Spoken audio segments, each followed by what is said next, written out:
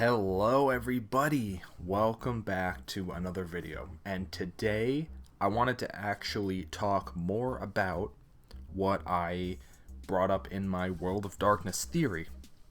First I just want to say thank you guys for watching that video.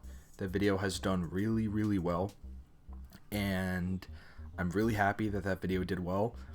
But the biggest thing with making theories is that all these really smart people show up, and I don't mean that as a joke. I mean, like, all these people come with like counter theories, and then half the time I'm reading it and I'm just like, oh my god, these are really good points, and then it makes you almost start to doubt your own theory. So it's just kind of funny, but I actually love this, and I also kind of don't love it at the same time because it makes me think I'm wrong. But that's just part of theorizing. I have my theory, and then you have your theory, and then you give me a point where I'm like, oh, maybe I'm wrong about that. And you guys brought up a lot of good points, like how the DLC characters actually can be played in World of Light. I didn't even know that, honestly. I guess after you unlock like 10 characters, then you get like all the DLC characters. Which means, yeah, and then it's like, so Sephiroth, it's like my theory was that he changed the timeline, which made me think he did it at the beginning of World of Light, where all the characters were fighting Galeem. It doesn't have to take, like Sephiroth destroying Galeem, like, it doesn't have to take place at the beginning. It could be in, like, the actual, like, second fight with Galeem, and so therefore it would kind of be different. My argument is that it would still change things, and maybe that's just the point of reference that they would kind of go towards, to say, hey, we're going to release this thing that's a little different, and it's different because of this.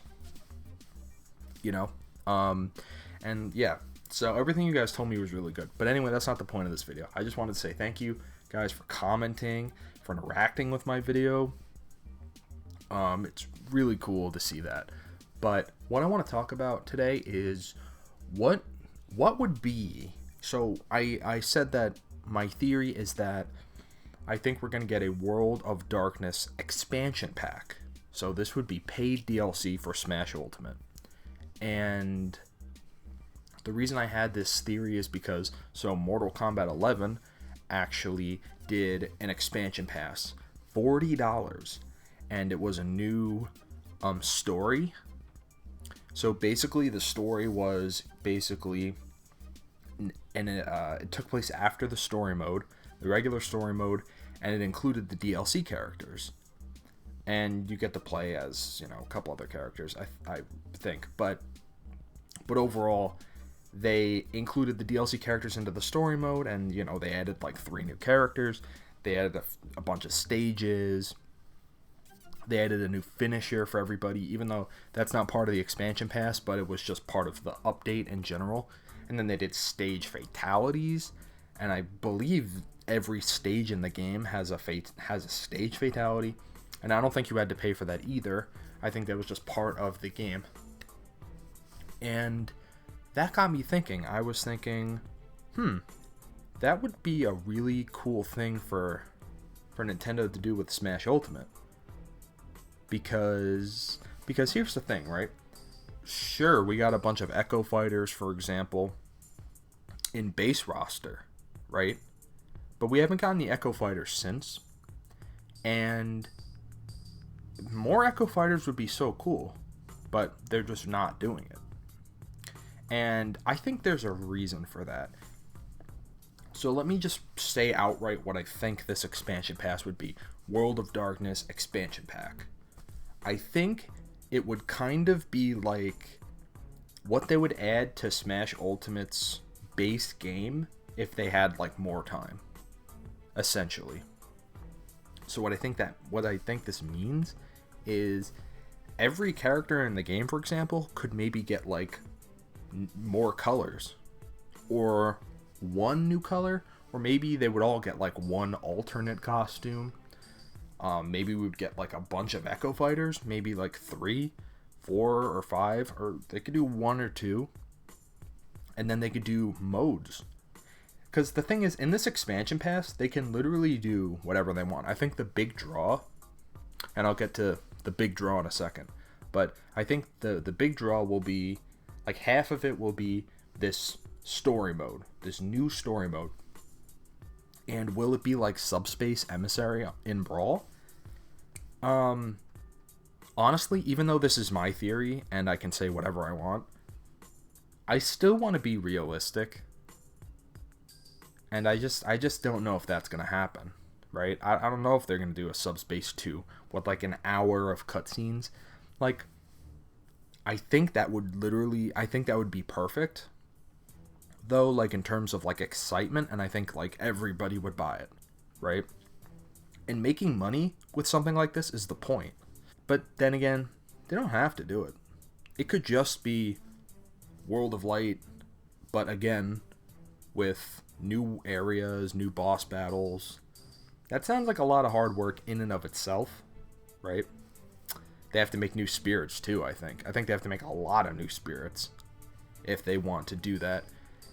Even though spirits are just pictures. They're just pictures. But benefit of the doubt. This is all still a lot to ask for, right? And Subspace would be much harder. So, yeah, I don't know. I really don't know. Maybe they could bring back Smash Run. Is that in the game? I don't believe so. Right? Smash Run from the 3DS. I don't think they did that in this game. Maybe they did something like that, but they could rework it, right? The existing formula and put it in. I don't know, possibly. But let me get into the big draw, okay? The big thing I think we can expect if they do an expansion pass, I think they'll do anywhere from 1 to 3 fighters. So the fighters pass is actually, we're kind of almost done with the fighters pass. There's 3 more characters. And yeah, there's 3 more characters. Well, technically we're halfway there. But this expansion pass I think would come at the very end. And yeah, I don't think there's going to be like a 3rd fighters pass, but this would be perfect. So here is the thing I think is very interesting. So moving forward in this fighters pass, there's kind of this idea that there can't be repeat companies in the same pass. And honestly, I think that's true. Now here's the problem. A lot of people want Geno, and Geno is from Square Enix. We just got Sephiroth, and Sephiroth is from Square Enix. So, you can obviously see the problem here. Now, the big killer for Geno was if we got a Square Enix character who wasn't Geno. And this kind of happened. Now, honestly, I follow a community that really wants Geno, and it's universal. They think Geno's done. I mean, they think he is done. They have given up hope completely. And I just do not agree. I don't agree at all. I think Geno is in such a good position to be in this game, because Square Enix, more than other companies, they seem actually invested in the lore of Smash itself by having their characters get revealed in World of Light cutscenes, in like the World of Light areas. If anything, Square Enix seems like they're really invested in having their characters actually be important to Gleam and Darkon and this whole World of Light story mode. It seems like they actually want their characters to be a part of it. If they didn't care, right? If they really didn't care about being a part of this game, don't you think their trailers just would have taken place in their own worlds and their own games, and it wouldn't have tied into Smash at all?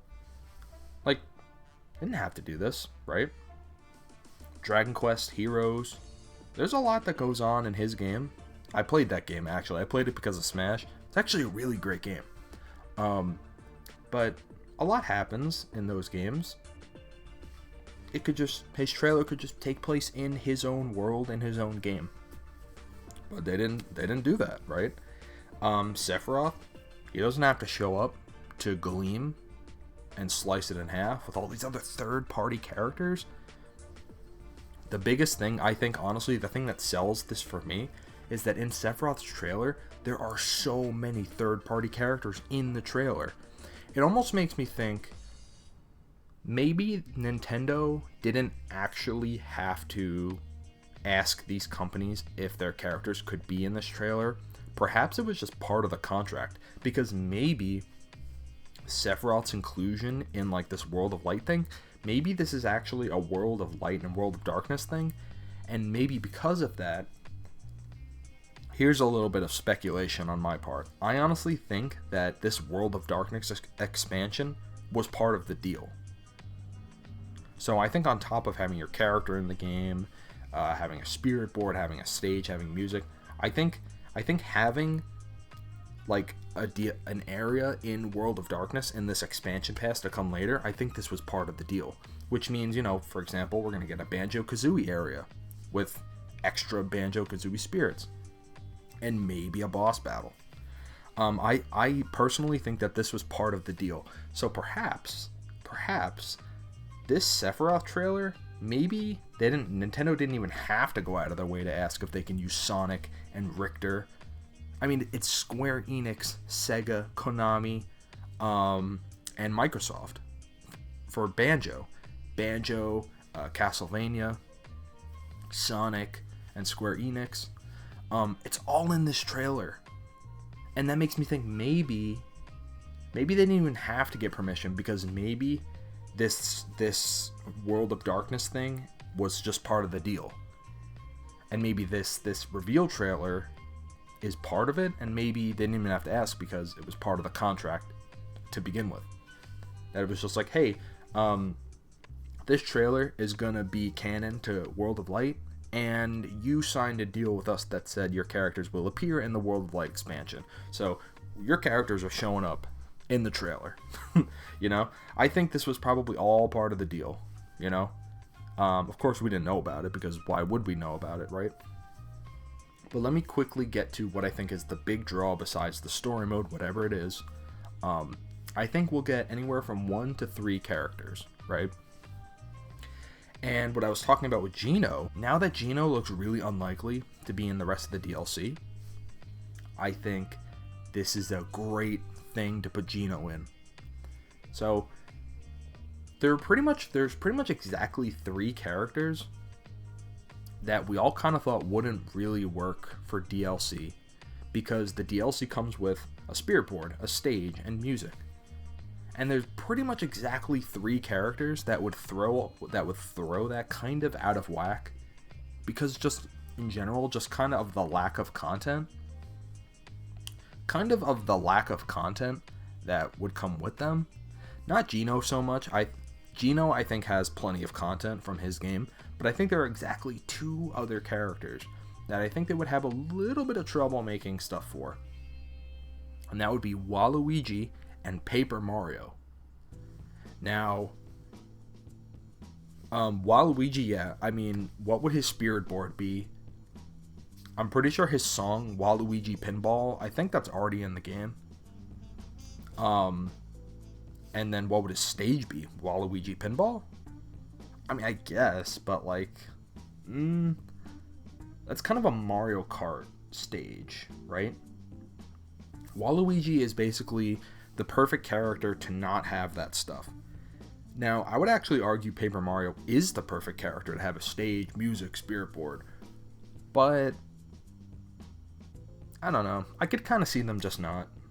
I think there's a Paper Mario stage, and I think there's Paper Mario music. So they could just not. They could just put Paper Mario in as a fighter and just not. Right? They could just not. You know what I mean? So, I mean, I would love to see a new stage for Paper Mario. But in terms of a spirit board, music, they don't have to do that. I would love Paper Mario music. Don't get me wrong. I love Paper Mario. I love Paper Mario, by the way. I'm not some Paper Mario hater, right? But I feel like Nintendo just, if they don't have to, they're not gonna. So they'll just put him in as a character, and they'll just go, there you go. And he doesn't come with anything, right? Now, Geno, I would honestly be sad if they put in Geno as a character, but he didn't get a stage, he didn't get spirits, he didn't get music. I mean, perhaps, here's my other idea. Maybe it'll just be a little disorganized. Maybe it'll just be like these characters have an area in World of Darkness, but they don't have a spirit board. So maybe just that's what it's going to be. By the way, this is not gospel. They don't have to do this. They can give these 3 characters spirit board, stage, music. They can totally do that. But what I'm saying is, if they put them in this expansion pass, they don't have to. They don't have to, right? And that's kind of why I feel like they are going to do an expansion pass, is because they can put whatever they want in this thing. They can literally put whatever they want. They can make a new mode. They can give everybody like a second Final Smash. They can give everybody skins.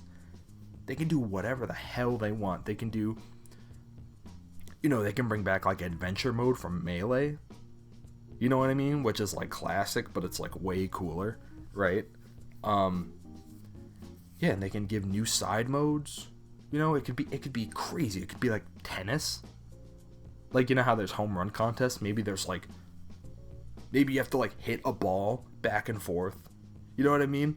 Like over a net. Like they could do whatever they want with an expansion pass, and they could charge a lot of money. It could be like $40, right? Or it could be like $30. I'm saying $30 to $40 though. If it's a new story mode and characters and like new modes, and like if they do like Final Smashes and Echo Fighters, I'm gonna say like anywhere from $30 to $40. This is gonna be expensive. But most importantly, I think this would come at the end of the game. This would be like the last thing. This would be like after the next Fighters Pass is done, and then I think, the next Fighters Pass is gonna end in a year from now, and maybe this would release probably like the next holiday after that. So we could be about 2 years away from this thing, right? And that's kind of a long time. But overall, this is something I think they're going to do, really. A lot of work for Sakurai. He may not have to do anything. Because apparently when they made Subspace, apparently another team at Bandai Namco, apparently they made Subspace while Sakurai were working on the actual game. Apparently they had like 2 teams working on it. So, I don't know, maybe they could just do that again while Sakurai's working really hard on the DLC. Maybe he has another team working on all this extra stuff. Who knows? But that's pretty much all I wanted to talk about. What we could see in this expansion pass. It could be anything. It could be very little. Like in terms of actual content, it could be little. It could be like such little amount of stuff. Or it could be a lot of stuff. Could be new modes, could be Echo Fighters, could be like 3 new characters. It could be a new World of Light expansion, except it's more like Subspace. There could be boss battles. There could be like a lot of boss battles, or there could be like 2 or like 4. Yeah, we don't know. Yeah, and that's pretty much it. This is something I think is going to happen. I don't think they're just going to release like the last character next year and be like, all right, we're done. I feel like they want to keep Ultimate going for just as long as humanly possible, and I think an expansion pass giving you more of like that base game content, I think that's exactly what would sell. It would sell. It really would. Yeah, and I think that's what they're gonna do. Anyway, guys, tell me what you thought about my theory. Do you guys think my expansion pass theory, my ideas, do you think they're good? What would you change? Most importantly, tell me what you want to see them add. And if you don't like the characters I picked, what 3 characters would you pick? Do you want a new Subspace? Yeah, just tell me what it is you would want to see if they did a theoretical expansion pass. Okay, thank you guys for watching. I really appreciate it. Click like, please subscribe. I've got more content coming soon. And yeah, that's it. Thank you. Keep on fighting. Have a fantastic day.